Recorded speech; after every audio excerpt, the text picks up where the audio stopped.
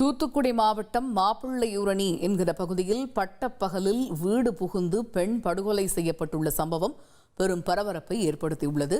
இது பற்றிய முழு விவரங்களை அறிவோம். செய்தியாளர் விஜயகாந்த் இணைகிறார். விஜயகாந்த், வணக்கம். இந்த சம்பவம் பற்றிய முழு விவரங்கள் என்ன?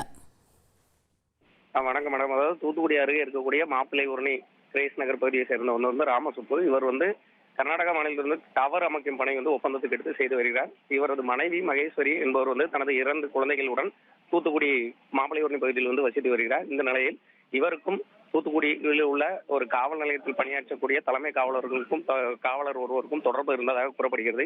இந்த தொடர்பை அவரது மகன், அதாவது அந்த காவலருடைய மகன் அடிக்கடி கண்டித்ததாக கூறப்படுகிறது.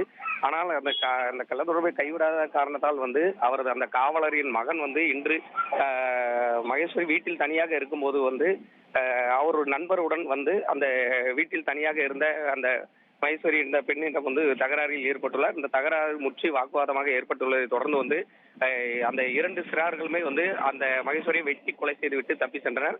உடனடியாக இந்த சம்பவம் தொடர்பாக காவல்துறை விசாரணை நடத்தி 2 சிறார்களை தற்போது விசாரணை நடத்தி வருகின்றனர்.